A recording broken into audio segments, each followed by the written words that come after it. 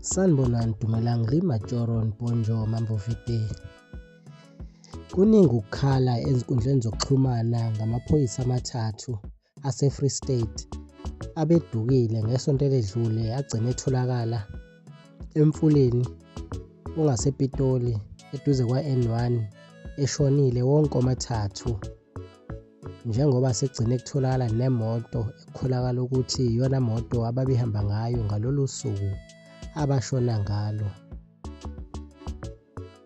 Abantu bakhala ngesandla semfene kukho konke lokhu, athi akukholakali ukuthi le moto kungaba ukuthi iyaphaphalaza yangena emfuleni.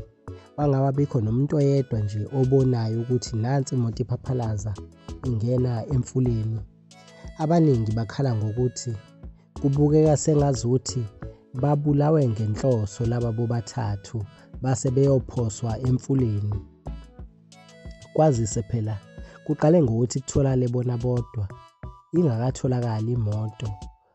Kwatholakala izingcezu ezincane zophawu lwemoto yaka-VW khona lapho ebekade kukhulunywa khona kuthiwa imoto kusolakala ukuthi iphoseke khona. Njengoba osukwini lanamuhla sekugcine kuwukuthi imoto ibonakale isivumbuka khona emanzini ikhishwa yiwo amaphoyisa belu kuyo le ndawo. Babe sebethi sebekhululekile njengoba imoto sebeyitholile, ngoba bakholelwa ukuthi kuzokwenza le ndaba nokukhuluma kufike esiphethweni njengamanje ukuthi kwenzakaleni kula maphoyisa amathathu. Abantu baseNingizimu Afrika bashaya amakhala ngakho konke lokhu. Bakhala ngokuthi le moto mawuyibuka ngaphambili ayibaqakile ukukhombisa ukuthi ngabe ukuthi ibishayisile ngaphambi kokuthi ingene emanzini, njengoba isiphuma emanzini ibonakala izingcucu sengazuthi ibikade icuywa abantu abathile bebekhipha amaphathi kuyona base beyithatha beyoyiphosa emanzini ngenhloso yokuthi kubukeke sengazuthi imoto ephaphalaze yayongena emanzini. Okunye ukukhalisa abantu baseNingizimu Afrika, bakhala ngokuthi yini edala ukuthi amaphoyisa uma ethola eqale ngokuthi athole laba bobathathu bebesemotweni, kodwa imoto bengayitholi, imoto ibinkulu kangaka mawuqhathanisa nemizimba yabantu. Baphinde bekhale nangokuthi kwenzeka kanjani ukuthi sekungamane kuqondane ukuthi imoto ibakhiphe bonke abebesemotweni yabalaxaza ngaphandle, akekho noyedwa otholakale esasekuyona imoto.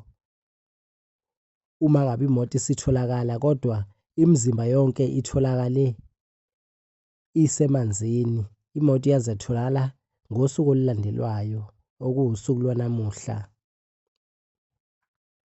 Abantu baseNingizimu Afrika bakhala ngokuthi akuphenywe kabanzi ngalolu daba. Kuningi okubonakala sengazuthi kufihliwe. Uma uthatha ulibheka lolu daba, nansi-ke imoto uyayibona lapha kumbukiso, uyayibona ngaphambili ukuthi ubhonethi awugobile, kuyinto ekufanele ngabe yenzekile uma kuwukuthi ishayisile le moto, njengoba kukholakala sengazuthi imoto eshayisile yaphoseka emanzini yaba seyiyabachitha bebephakathi.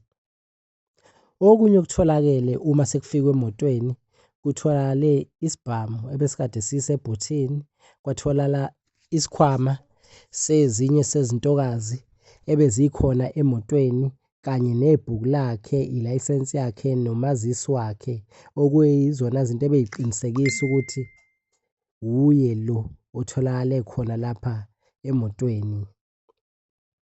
Zingaka besiziphethe okwamanje, kuzobe ngokuzayo. Danki, ngiyabonga.